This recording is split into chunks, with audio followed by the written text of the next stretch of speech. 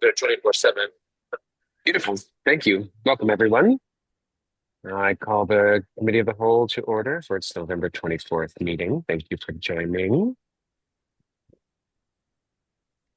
Secretary Fake, we do a very quick roll call. We can. Chair Trindade Duramo. Present, thank you. Commissioner Holden. Here. Commissioner Kensick. Commissioner Kensick. Present. Fantastic. Commissioner Hanrahan. Here. Commissioner Levin Strauss. Here. Commissioner Barrio. Here. Commissioner Fay is here.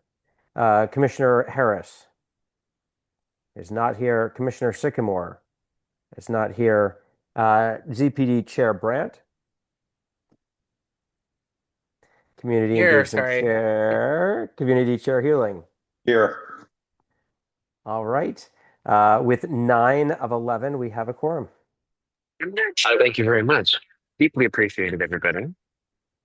And rest assured, there will not be a COW meeting at the end of December.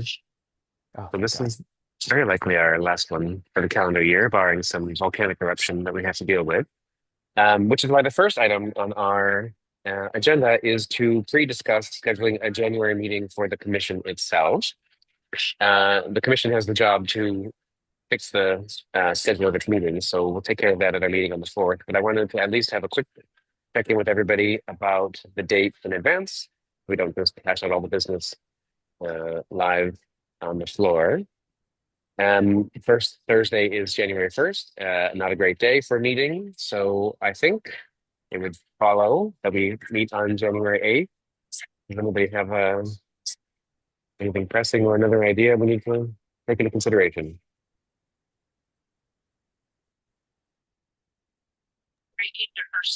That works for me. Hearing no great objections, we'll formalize that on December 4th.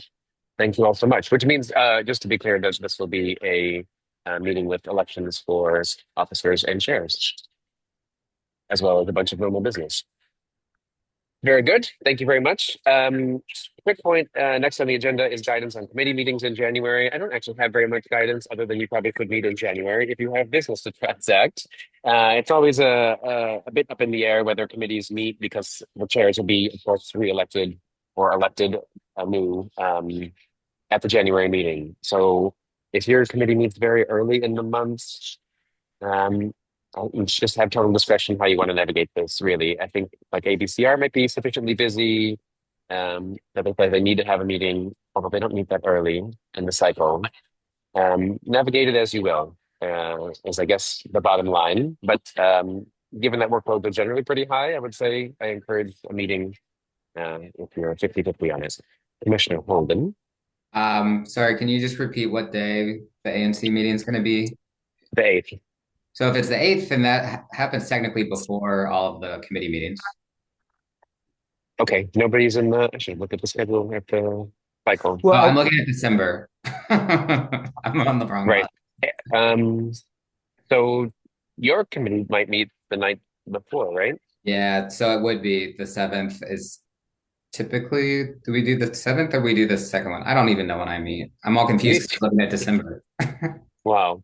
Well, sort it out and let us know is the bottom line here, but just think about it now in advance, if you would, please. You might go ahead. Since it sounds like you're moving the committee of the whole meeting back a week, and the meetings, does it make sense just to have that follow through all the different committees? I think we will not have a committee of the whole meeting in December at all. Okay. So we're just gonna go right into ANC. I'm totally unprepared. We'll update each other by email. That always works. But yeah. I think most of them happen starting the second week. And so mine would be the 14th. And same with public that's safety. Right. So then you're the second Wednesday. For the second Wednesday, and public safety is the second Tuesday, I think. So then we might be, like if we do the 8th, it's just the way that the days fall are strange. So I think no one has to reschedule technically. Yeah, that's great. And I would say to plan on, I think we should Unless you really like think it's a lull and you want to give folks a month off or whatever. Although many of you, I assume, might do that in December. So plan on the meetings, and if you want to be proactive, you can email Karen and confirm the dates for her to put on the calendar and in our newsletter, which I'm taking care of. But if you want to do that, go ahead and do that tonight before she has to ask you. That would be very well appreciated. Okay, anything else on January scheduling? Cool. The newsletter. Oh, great. Wonderful segue. As I just noted, we are without Raisa, so I'll be working on the newsletter this month. And so per usual, if you can look ahead in your calendars, if you have commissioner engagements coming up, if you have community meetings or you're going to a DDOT thing, please shoot me a note so I can put it in the newsletter, invite constituents to attend as well. Anything big on anybody's plate right now going into December? I imagine most meetings are going to kind of chill. I don't know if there's anything big. Comp plans, DDOT, anybody? This is on the calendar now, and I told Karen about it, so I don't know if it was already keyed up to be in the newsletter, but the Ward 1 Strategic Bikeways Plan meeting is on the 2nd, Yep. 6 to 8. That's like the DDOT thing coming up. Okay, thank you. Anybody else? Anything special looming? I don't think that the invite has gone out yet to all the commissioners, but put a hold on your calendar for the 11th of December, which is a Thursday. Howard University is hosting all of the commissioners from 1B and 1E and other friends of the university for an event at the Mary Church Turrell House in LaDroit Park. I think it's like 6 to 8-ish, but I don't think I've seen the invite go out from Howard. But they did text me to let me know that that was coming, and I know that December calendars are filling up quickly. Thank you, Mike. I see it on the calendar already. We have the Casey Lewis community engagement meeting on December 2nd, so it's already on the calendar. So if it could be on the newsletter too, that'd be great. Okay, I got those emails from DPR too, so will do. Thank you guys very much. All righty. Moving into preparation of the agenda. All I really have to advise is that Councilmember Nadeau is coming as our guest speaker in December. And I believe we have no anticipated agency guest. Mr. Fay, if you confirm, which would be nice. All right, this might be less than a 5-hour meeting. Very cool. That's all I have. Hooray. Yes. I was just going to say DDOT for January, but I'll reach out to Commissioner Holden about that separately. This is the performance parking update. Great. Thank you. Appreciate it. Business from the executive committee. The only thing I have to report is that the executive committee did convene and approve the new contract for Erin Lee, which is wonderful news for our commission. So the wheels don't fall off the wagon. Formalize that with her probably the next day or two. Okay, on to committee work. Please submit your minutes. Please use the form. Thank you to those of you who used my beautiful new form last month. It is very nice for us to have that to refer to because I looked at it to develop the cow agenda. Matt looks at it to develop the big agenda. It's nice to just have one place and one, not multiple iterations of emails floating around. If you haven't submitted the form, please submit the form. And anticipated new business items. Can I pause that for a second? We started off the year a little old school, which I thought was great, where all the committee minutes were included in the packet. We've shifted to now referencing people to online. Are any of the committee chairs having any issues or concerns about that new approach? I like that because I thought our packets were too long. Sorry, say that again. I like that because I thought our packets were too long and it was hard to find day of meeting stuff sometimes. Yep, good. Cool. Thank you. Innovation, look at that. I feel like we need to swear in the person in your restaurant, Miguel, who's like kind of participating in this meeting. Oh, is there another person? Hey, Sue a single member district. Maybe you want to join. Right, 9D08. Cool. At Commissioner Barrio's request, I'm putting the comprehensive plan resolution at the bottom of the agenda. So, and we do have Mr. Hanrahan. Hey, do you have a voice over there, sir? I I am don't a know if you little want sick, so I'm off the camera, but I'm here to. Okay. listening. Do you have anything big to flag for licenses coming up next week? No licenses. We're actively protesting a bunch of them. That is available on the tracker sheet on the website. For those folks who have active protests in their SMD, I think you know who you are, or we also, if anyone wants to take on extra protests, please let me know. Yeah, I think we're just kind of working through it. It's a lot of fun. Hopefully, we'll be done before the spring. No, January. We're gonna hopefully try to wrap things up by January, and I think I might plan to not meet in January and just give everyone a month off there. More than fair for your committee. And of course, you'll judge best whether you have pressing business or not. So do as you will, We Chair. did get two new people to join too, so Right. In addition to the one that you weren't able to reach out to, I assume you mean the one you yes, weren't, who your phone number didn't work or one whatever. I would, yeah, one has actively kind of been there for a while, and she expressed interest in joining, and then another one, I reached out to, he is interested, he's joining, and then still reaching out to this third one. Thank you. I'm extremely gratified to hear that. Thank Yeah. goodness. Maybe still needs more hands to make easy work. So if you have friends who think would be a good fit, please promote or constituents. Okay. Anything we need to talk about? Anyone's protests? Francois, Matt, anything to flag or I mean, I'll just kind of do a couple of very quick updates. Unity is in the midst of a formal protest. We had our first half hearing in November. We anticipate wrapping that protest up in front of the board on Wednesday, December 3rd, which will be the day before our commission meeting. And then we just got a couple of other things in the pipeline. I guess one of the things that might be helpful is just if I know that Trindade Duramo and Hanrahan and I are meeting, and probably Francois on Wednesday, just to align. So probably getting an update out to everybody with the status of those would be helpful.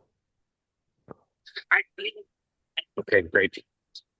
Francois, you need to chime in about anything, I just was, pop your hand I up was there. just Oh, going to say that our protest of so Summer Garden was reinstated.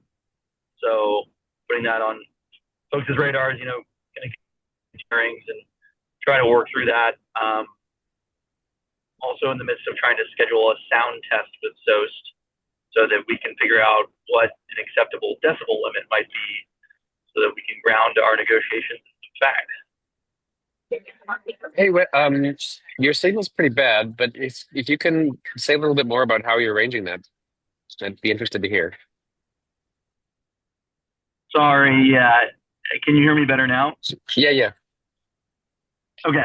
I'm arranging it through APCA. Mark Brashears is helping.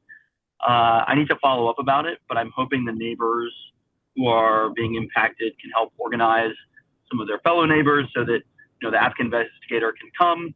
They can have one person in SOAST, and they can have one person in the residence, and then they can turn the dial up and figure out what is actually audible in the neighboring residence, and they can do it during the day or in the evening, not on a night when there's a lot of noise, so they can actually isolate whether SOAST is causing the problem or maybe there's another establishment that's causing the noise, because oftentimes it's very difficult to disentangle which business is producing the noise that people can hear in their homes.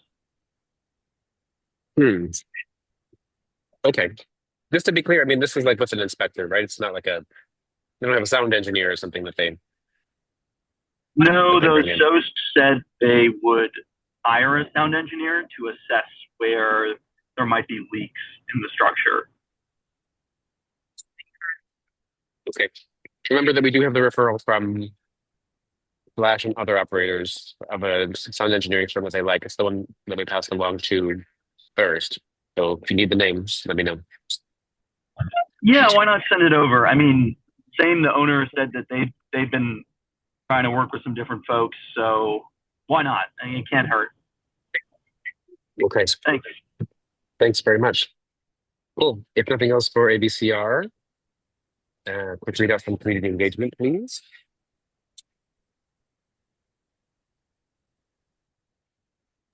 Sorry. So for the community engagement, keeping it really simple, farmers market seems to have a little bit of life back into it. There's a farmers market over at RFK that is now being kind of a farmers market with no home after December 27th. We just learned about this about a month ago or less than a month ago. So we're reaching out to the organizers and coordinators of that farmers market to see if by chance they want to move to the Reeve Center or around that area at 14th and U. So committee is working on that, reaching out. We may have a call this week or next week, depending on everyone's availability for the holiday.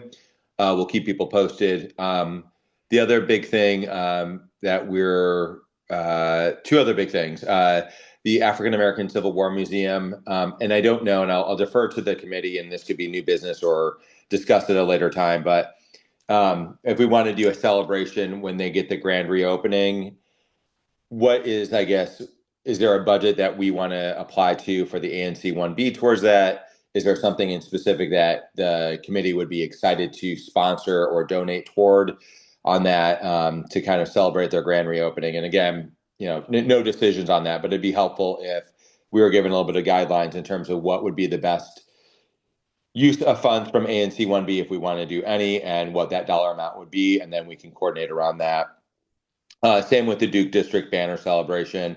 Again, when that gets launched in the spring or whenever that gets launched down the road, is there a budget in terms of a celebration? And then also, is there certain specific things the committee would like the dollars to be spent to, so we can start organizing around that? So dollars and kind of direction would be great, because we don't want to just pick something and do something that is either out of budget or not aligned to what is kind of what the committee would want to do. And we're happy to give recommendations on that, but I didn't know what the formal process would be of kind of going with those two items.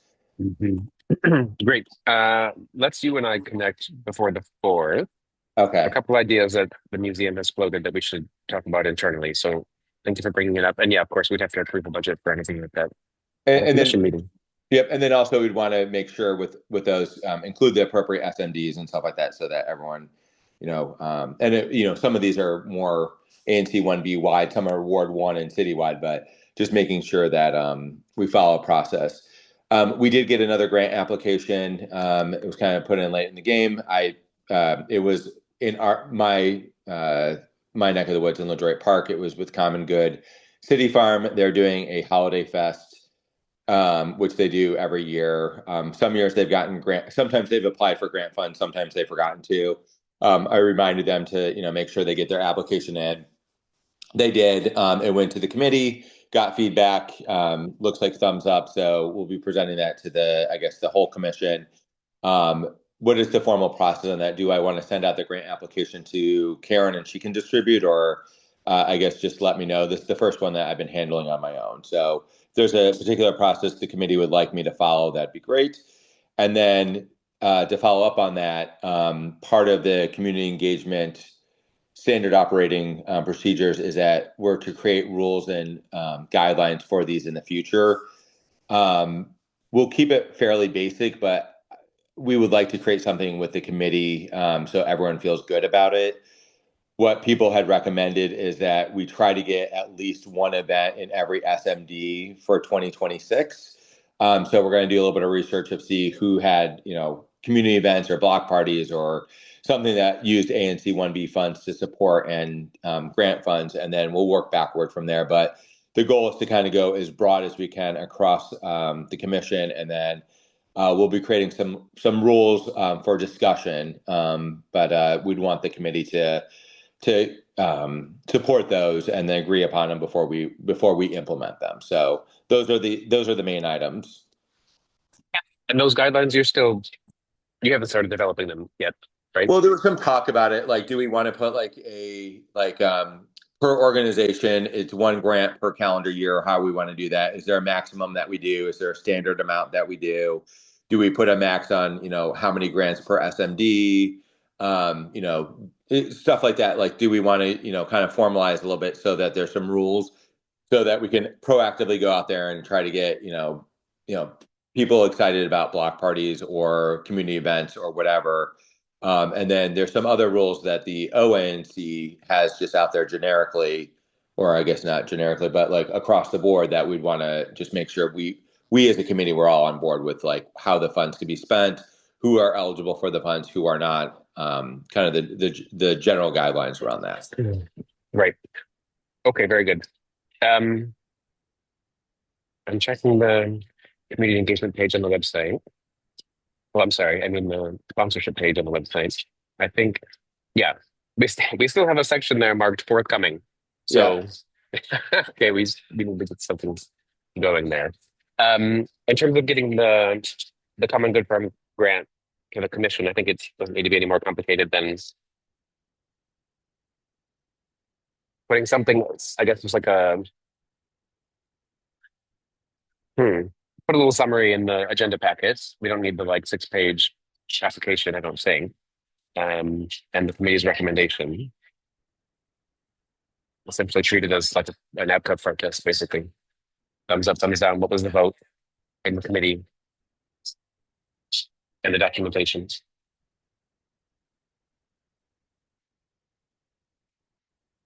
So, Commissioner Kendrick. Mike, you're muted if you're talking. Thank you. We'll just do a very quick executive summary to highlight that, like a few bullet points, recommendation, and then that way it can keep it very brief to the committee. I would say, and like that for the rationale, especially if like the amount is non-standard, or if you decided to go with a standard amount like we've done with block parties, just articulate that because that question always comes up. See, for 10 years for 1B in general, and not the last 10 years I've lived in 1B, that we're actually spending money giving back to the community.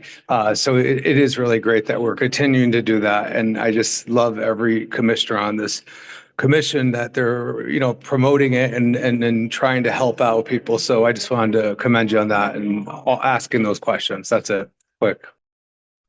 Yeah, I'm super happy, Mike, that you guys are engaging in this process of like building a little toolkit for a block party. What does it look like? Because it is a bit intimidating to land on our website and try to apply for a grant, especially if somebody clicks on that proper OANC grant application. It's too much. It's not user friendly. So I appreciate it. Thank you.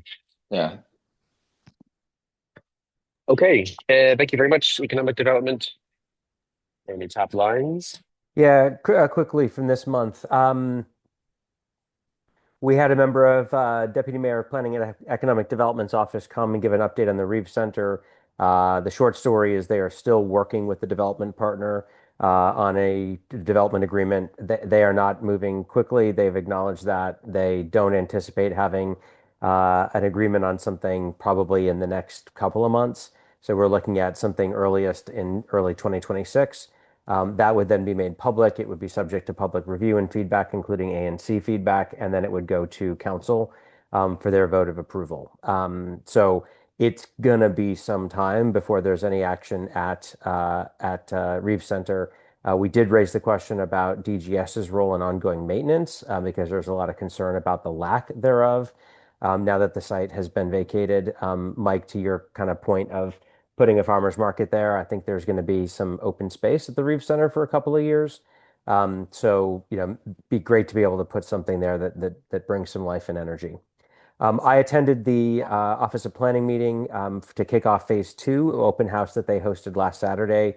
Good event. I'll be sending around a written update as well as a couple of links that people can kind of take a look at.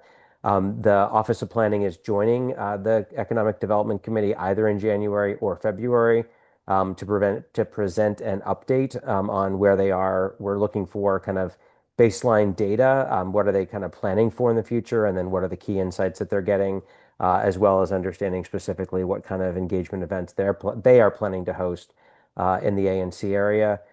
And talking with them, they are still working to define essentially the planning chapters of the plan. But at this point, they were not thinking about replicating the mid-city plan. They are kind of taking a different approach. So we will have to wait and see what that planning framework does look like. I don't think that should slow us down from collecting and organizing and formalizing our input. And they have been receptive to conversations with us and look forward to their engagement. And then finally, Commissioner Barrio came, and there was a lengthy and I think very productive discussion around his light touch density proposal. I think we got a lot of clarity from him. We appreciate the time that he took, a lot of feedback shared by the community as well as the committee members. And so I know he's working on a revision, and I will be sending out my notes to him as well here probably in the next day. So good meeting overall. Okay, thank you very much. Public Safety, Commissioner Barry, I don't know if you're anticipating being in a better. Oh, hello. You Hello. may go. Yeah, the Public Safety Committee met just last week. Unfortunately, we only had one committee member on because I think moving the meeting from Veterans Day and then Thanksgiving, unfortunately, has scrambled a lot of people's plans. But it is another note that, I'm trying to increase recruitment. So if you know anybody who wants to join an ANC 1B committee, please suggest the Public Safety Committee because we definitely could use some more members. To help work on resolutions and deal with a lot of the important public safety issues we are dealing with. I will say we had a great discussion with Chief David Taylor from Howard University. He is the chief of public safety there, and he just gave us a rundown about how basically what their purview is, how they protect students, the ways in which they are deployed beyond Howard's campus. They will actually be around on U Street and in the area surrounding the campus, especially on Friday and Saturday nights when they have an increased presence. He gave us a few updates on the major shooting that happened at Howard University that unfortunately left one student, not a Howard student, paralyzed from the chest down. But he said it was unrelated to the homecoming. It was actually on Friday, sort of before homecoming officially started, and he couldn't really comment since it was an ongoing investigation, other than to say that just very unfortunate that this happened, and but he was very proud of his team and of MPD for very quickly responding to prevent any further incidents. Commissioner Kendall. Yeah, I would say that have you spoken to Karen Gall or gone to the 3D CAC meetings that she hosts? Because I'm confident you probably get a couple people there that would want to join the committee. And as for the Howard shooting, it actually was during homecoming at 8:23 p.m. that Friday evening before homecoming, I guess, started, but they already pre-partied starting at 12 o'clock. So I think it did Yeah. start. And that's so unfortunate because I had last heard that that everyone was in stable condition. I didn't realize someone was actually paralyzed, whether they're a Howard person or a student. Yeah. That's just unacceptable. But we do appreciate everything you're doing. Thank you. Yeah, no, that's a helpful note. I do try to attend the 3D CAC meetings when I'm able. And I have definitely talked with some folks there. I should try to see if there's anybody there who lives in 1B and would maybe join the committee. So that's a good note. I'll try to do some more talking, some more Well, chatting. well, you've been doing a lot on this commission in general. So if you I have no problem going to the next one. I used to go regularly, and it's right down the street from me. So I have no Yeah, problem yeah. doing that for you, and just trying to even asking Karen to have some time and talk about it. And so if you're not available, don't push yourself because I know we all have tons of stuff going on. So I don't mind doing that. I really appreciate that, Alan. Thanks. Yeah, definitely. If you ever want to go, you also just let me know. We can also coordinate. Maybe we can meet up there a little beforehand. But yeah, that sounds good. This one guy is good. Thank you, colleagues. Transportation winning with the longest agenda here, sir. Brag on it, go. Yep. So we have 3 resolutions. For the meeting, the first one is the streetery resolution. So we've talked about it a little bit before, but this is actually Chair's resolution coming out of the roundtable that Councilmember Allen held a couple weeks ago about streeteries, and kind of since then he's announced he's drafting emergency legislation to kind of update or adjust the streetery regulations. So this will kind of, I guess, feed into that. potentially. But so basically, the resolution just asks the council to adjust the fee that's being asked and some of the design standards. It's still supportive of design standards and like having a fee to kind of show that like the restaurants are bought into the system and they're going to maintain the streeteries to a certain standard and stuff like that. But just make it so the program doesn't like destroy itself or fizzle out through the regulations is kind of the goal. We made a couple adjustments from like the original draft, but nothing substantive. The main adjustment was like we changed the language about the fee to say something like to match the fee for sidewalk cafes as opposed to saying like a specific number. Thank you. It might change. So the second one is a resolution introduced by Commissioner Fay that was discussed by the committee, the S Street redesign resolution. And basically what that one is DDOT did some work to close S Street and kind of attempt to solve some problems at like the Rhode Island, Florida, New Jersey, S Street kind of bad intersection. But in doing that project, they said they would continue to monitor it and revisit the location as to see if it was operating as intended or there could be operational improvements. Commissioner Fay and like residents of LaDroit Park have pointed out some issues that they would like DDOT to come and assess and communicate to the residents about and to the commission, but they haven't done that. And the project finished in the spring, so it's kind of like outside of the timeline from what they originally said. So we're just asking them to do that study, come look at the intersections that were impacted and do a readout to the commission of like what their intended resolutions are. They might come out and say it's working as intended, right? We don't know what the study would say, but we're asking them to do a study and come out and then explain the results, and if they are going to make changes, inform residents of like what the changes would be. So that is that one. And then the final one is we worked on this the committee for a couple meetings. It's multifamily ADA parking applications resolution. This one was introduced and really championed by committee member Karen Gall. And what this one is seeking to do is asking DDOT and DC Council basically to amend the city code to allow disabled residents of multifamily buildings to apply for reserved ADA parking spaces. There's a program that for people who don't have off-street parking and are meet the conditions to have a disabled placard from DMV. If they live in a single family home, they can apply for a reserved on-street parking space. But if you live in a multifamily home, you're not eligible to apply to the program. So we're just asking that they make it so the only thing that makes people eligible for this is certified disability status, right? Not their housing. So they would still have to prove that they don't have off-street parking and all the other things that people do. It's just like allowing anyone in the city to apply to it. So that is that resolution.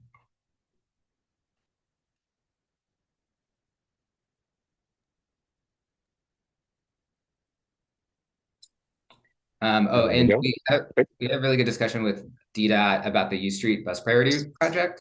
So in my committee update section, I'll give a little debrief about that. But it's all really good news. I think the committee was pretty excited about a lot of the changes that they're proposing.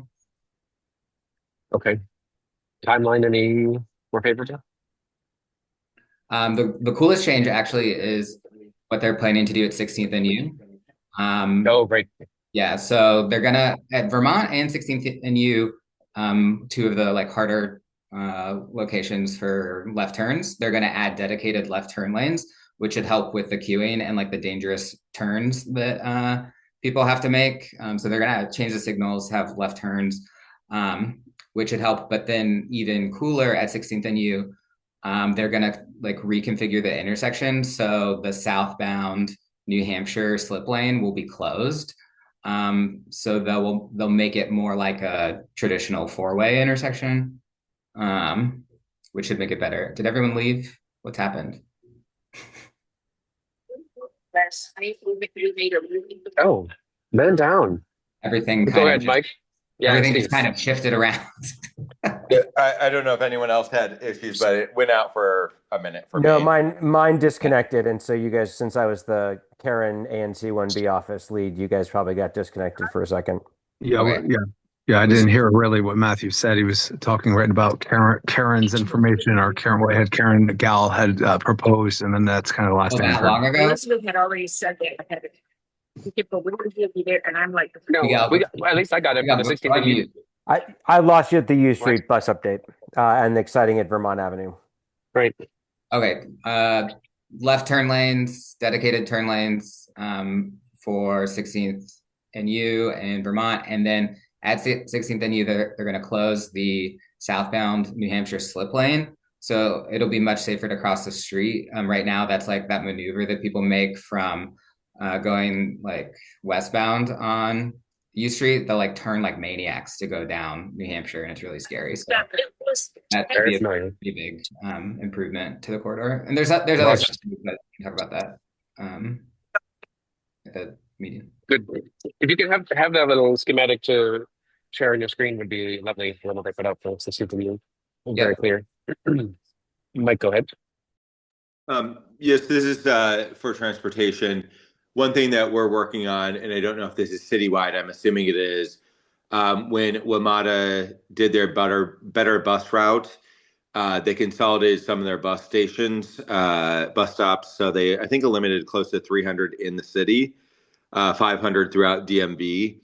But what they have yet to do is repurpose back those bus stops to regular city parking. So when WMATA takes over a space for a bus stop, depending on the bus size, but most of them are 40 to 60 feet long. They have 100 feet of no bus zone or no parking zone for the bus to come in and out through traffic. And then that's taking up about maybe 6 to 7 parking spots. They have yet, at least in most of where I walk around in more in LaDroit Park and then also down in Shaw Convention Center, they have yet to move those back to residential parking. And I don't know if it starts with the WMATA or if it's a DDOT thing, or if it's a combination of the two. But I mean, there's probably a few thousand parking spots that are tied up in expired bus stations that are just hanging out there. It would be a DDOT issue. They do the right of way stuff. WMATA typically would like potentially like maintain the bus shelter, but like any on-street parking changes, DDOT would have to implement. So it's something we can ask. I don't know if they're like slowly repurposing them across the city. All the signage changes and stuff would take a little bit of time. So I don't know if they've started anywhere or if what their plans are. Depending on the location of the bus stop, they would, some of it would still say no parking if it was like close enough to an intersection and stuff like that. So we just have. Correct. When we asked WMATA, we talked to the agency who is in charge of it. They said, "Oh, our work is complete. We took so on the white posts at the very top is called the flag. It has the station number, the station stop, all that information. They said that their work is done. They took the flag off the pole, so I'm assuming it's probably a DDOT issue at this point. Right. Yeah, it is. Okay. Okay. Thank you very much. ZPD, what you got? Hey everyone. So there are two things that will be on the ANC's agenda. One is a letter of support for 2008 17th Street. It's very cut and dry. It is a by right addition onto the back of a house on 17th Street. It's in the Strivers Historic District. Very minimal changes to the front. They are replacing the door and windows and are doing it in accordance with the requirements from HPO. So that's really the sort of biggest implication when it comes to the historic district. The committee approved it unanimously. The DuPont conservation. I can't remember the name of the organization off the top of my head. Conservancy. Conservancy, thank you. The DuPont Conservancy also approved it unanimously. Um, so there's not much to say about it. Seems like it will be nice. So there's that letter of support, and then also we will have a resolution about the Cools Act that will be in front of the commission. This was also approved unanimously by the committee. Just as a little bit of background, the Cools Act is a piece of legislation proposed by Councilmember Henderson's office, and then it also has a bunch of other endorsements, but or co-sponsors at least. And what it does is essentially update the standards for when um, apartments need to be able to provide heat and when they need to be able to provide cool in their buildings. It expands the window of flexibility whereby uh, um, landlords who operate systems where they change over from one to the other can start to provide heat in the fall and also where they can start to provide cooling in the spring.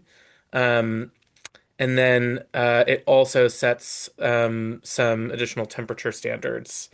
It's pretty straightforward. The committee got a presentation from a staff member from Councilmember Henderson's office. Um, the only sticking point really was clarifying how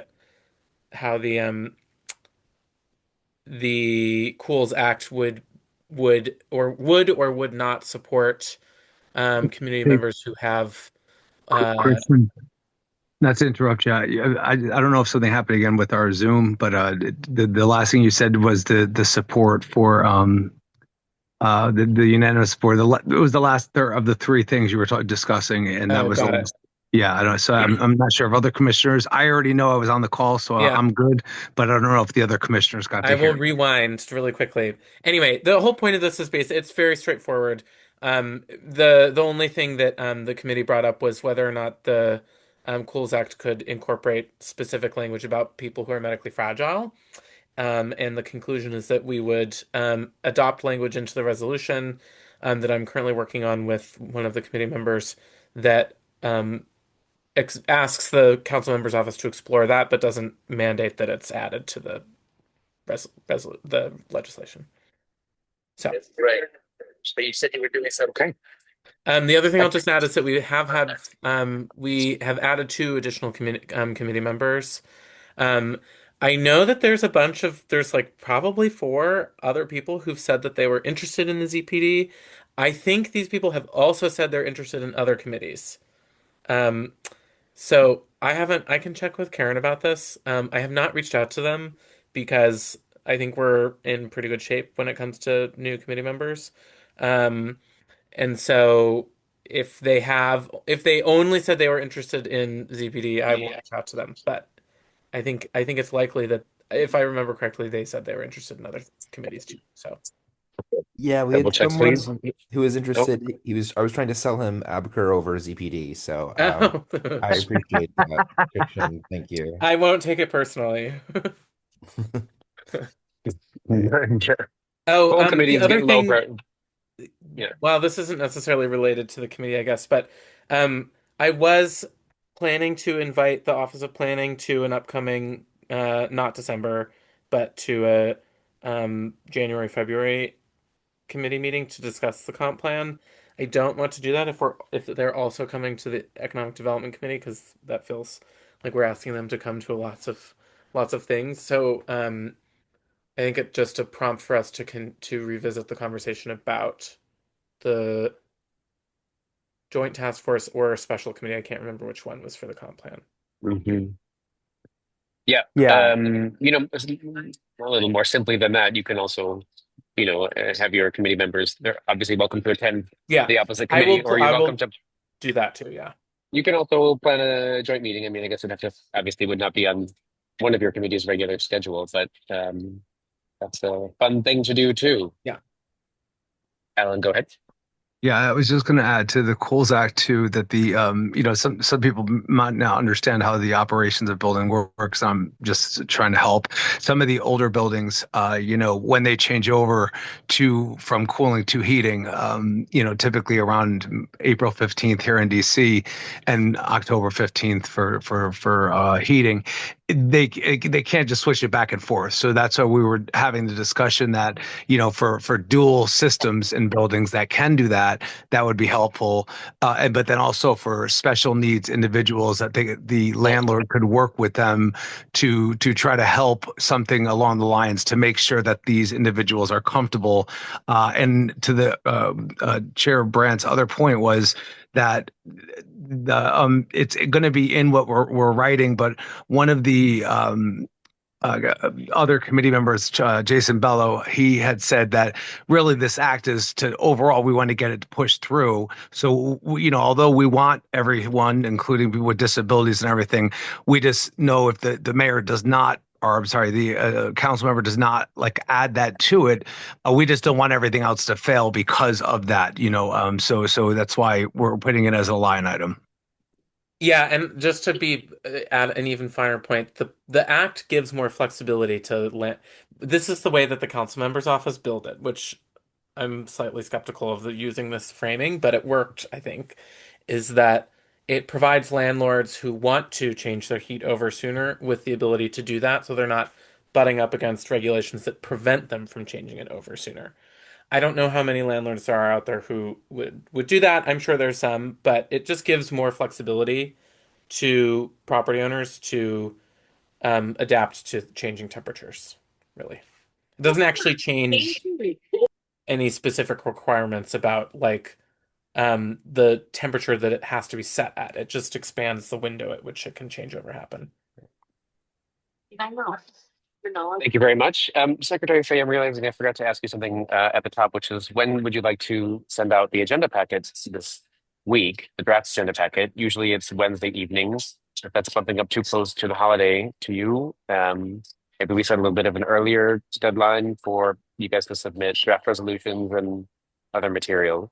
Yeah, I mean, I'd like to get everything out by end of day tomorrow, because I think the Okay, world is going to shut down on Wednesday. And before we wrap up, I'm just going to make sure that I'm clear, on what our agenda items are. I think I'm tracking all of them, but I just want to make sure I'm not missing anything so I can get a draft done tonight.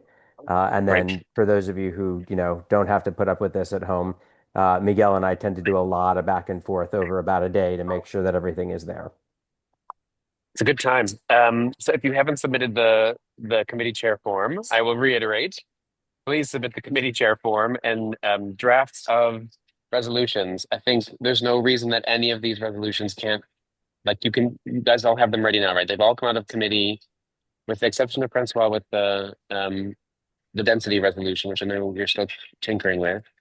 The ones that have come out of committee are ready to be in the packet, I think, right? Like you would have made any amendments already live in Word. So send them over to Matt, like right now while you're sitting there at your computer, please, so that we can put them in the agenda packet. I really, really, really, really, really do not like sending out a draft agenda packet without the draft resolutions included. I always get emails from someone who's like, hey, the agenda says we're going to have a big resolution about the comp plan, but I can't read the text. Where is it? So please send them to Matt And right now. don't worry about formatting anything. Just send it to me in Word, because I Right. will do kind of a little bit of cleanup formatting, but it does not have to be in the formal letterhead format because we don't include that in the agenda packet anyway. Yes. Thank you all very much, Christian. I forgot to add, sorry, we did also discuss Commissioner Barrios' resolution, although I know you weren't able to make it, which was fine. So the approach that I'm taking is that I'm compiling the feedback from the committee members and just into one document, which I'll send to the commissioners. That's due from the committee members today. Thank you very much. Nice process. Appreciate that.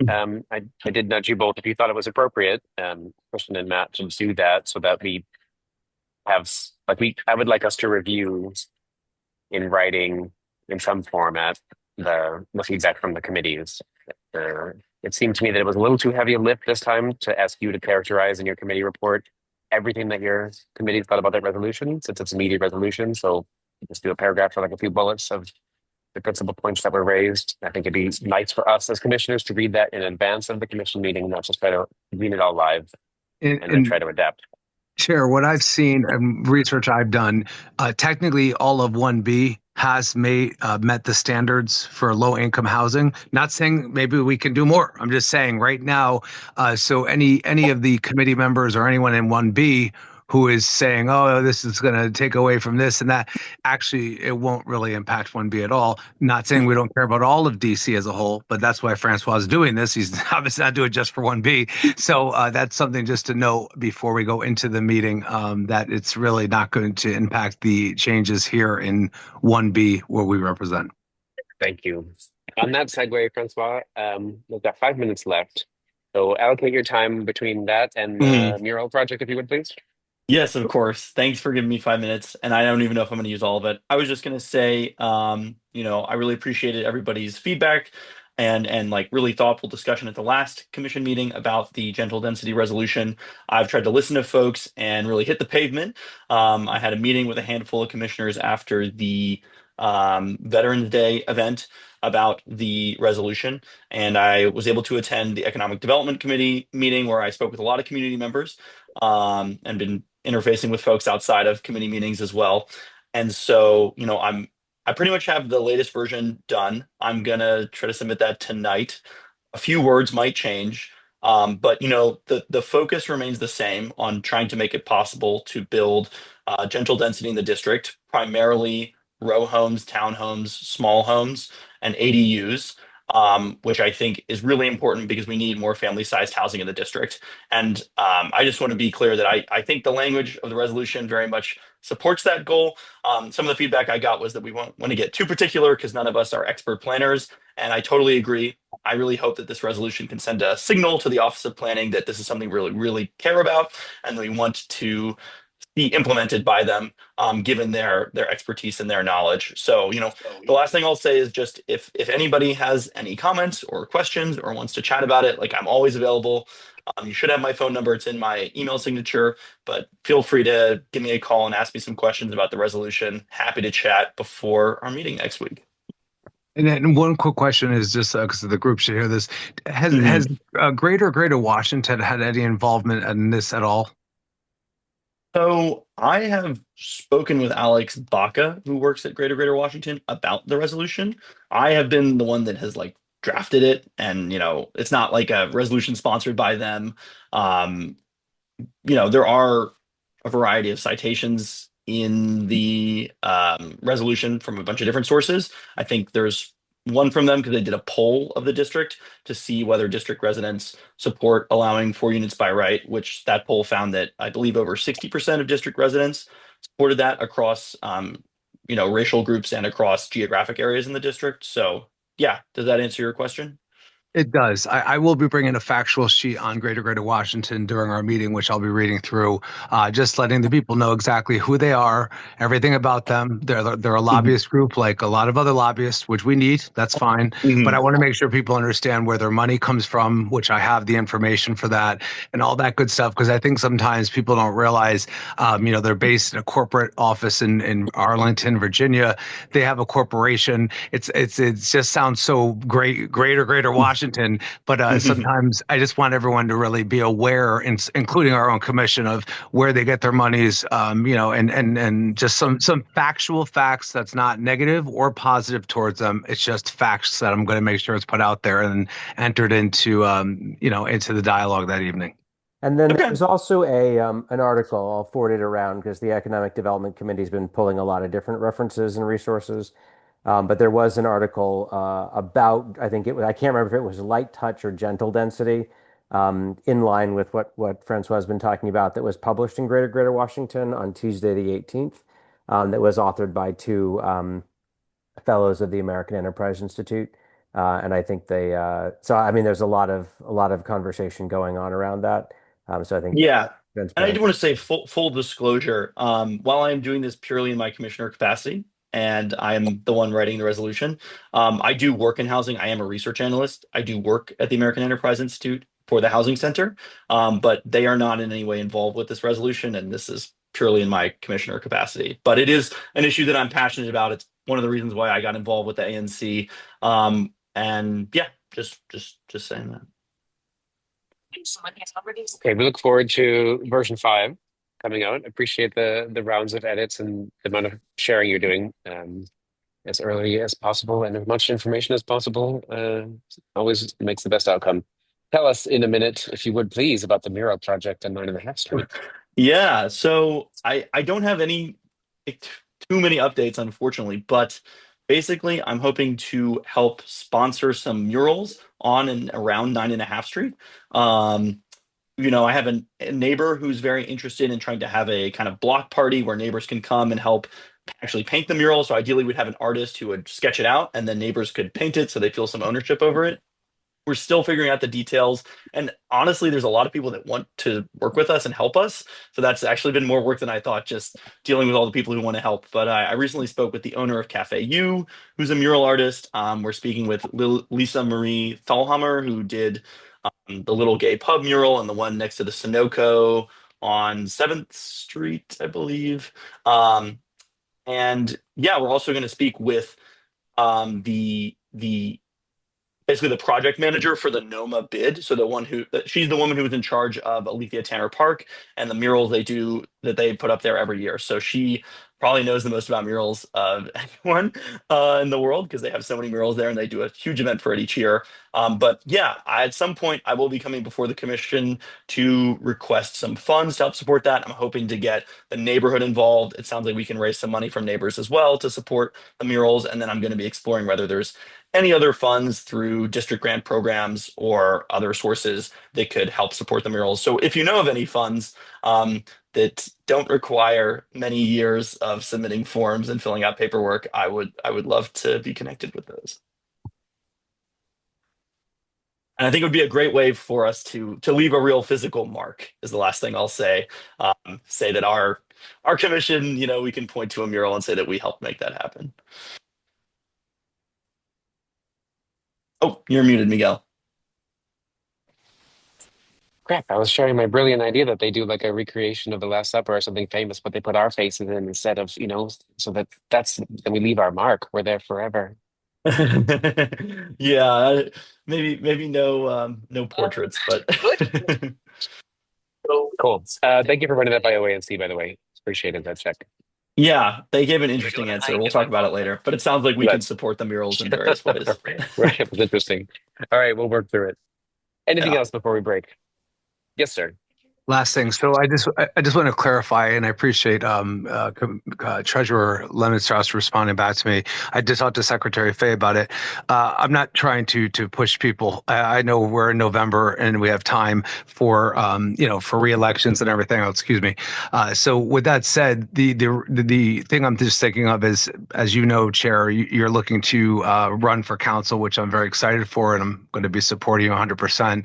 But I just want to make sure that while we're going into our new term, we keep all of that in mind, with the executive team and who we're voting for, because I do think you've been the best chair I've seen in 1B. But frankly, again, if you might be going on to bigger and better things, we have to plan that out as opposed to doing like a mid-year June switch. So whoever the pro temp chair is in January, we just want to keep that in mind. And I will say that there's been a lot of interest that have been shared for 1B05, 1B07, 1B08, and 1B09 people that have asked me about, is the, people running. And I say that, either way, like I know I'm going to be running. I said, but by all means, competition is good. That's why we have a democracy. So I'll help you through the process and what you need to do.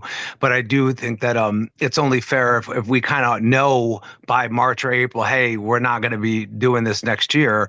I just think the sooner that it's out, it gives the other people knowing they have to fill in the spot, and it's not a mad dash at the end of like July. Oh, now we have August, September to get all of our stuff out there, shake hands, kiss babies, and go around. So that was the gist of my email this weekend. I just wanted to clarify because it wasn't to be rude or. But you're like, what is the point? I appreciate it. I'm just saying that, we try to keep a little bit of a crowbar separation between these meetings and electioneering. So understood. Okay, got it. Yeah, but I understand from an institutional continuity perspective. I appreciate that. Yeah, Mike, sorry. you have a comment? Yeah, and I don't know if this is the right point to or right place to put this. So I read the standard operating procedures for 1B, which was a fun weekend read. The one thing when I was going through it, I noticed there's a weird quirk mathematically. Miguel, I sent this to you, but Yeah. pretty much in one section of the bylaws per se, or the standing operating guidelines, it says a committee has to be a minimum of 3. And then another part says no SMD can be more than 30%. Mathematically, that doesn't happen until you get to 5, when you exclude the committee chair, because the committee chair is not supposed to be really voting. They're just supposed to be liaisoning the meeting. So there's a weird thing where I don't know if it's the right time at the end of the year when you go into the new committees for 2026, if there's a ability to change the bylaws, but mathematically it has to be a committee has to be 5 people or more. Otherwise it violates 2.3.8 in the Senate. Right. Yeah. But I have your email. okay. I want to connect on it, and I will. Let me think about the timings. If December's a light meeting and I can get my act together, I might put a couple SOP amendments on the agenda, but more likely it'll happen in January. And we have some bylaws language to clean up. OANC sent around some guidance about a few things that are like outdated and whatever. So we will do this. Let's you and I put our admin hats on and go through some of this together in the next couple of weeks. Excellent. And I didn't know that we could have vice chairs, by the way. That was exciting to read. You are absolutely allowed to appoint a vice chair. It's a handy thing to do. Worked out well for me. A couple of you have them and make good use of them. So a great way to give a leading member of your committee from the community side a bit of responsibility and skin in the game. Okay, I think we're good. Thank you all. Appreciate the 5 extra minutes you've given us. Happy Thanksgiving to everyone. Although people say happy holidays nowadays, but I'd say Thanksgiving. Happy Thanksgiving. It's only one holiday this week. Happy Thanksgiving. Don't work too Enjoy hard. it. Enjoy. Take some Take time care, guys. off. Bye, everybody. Bye.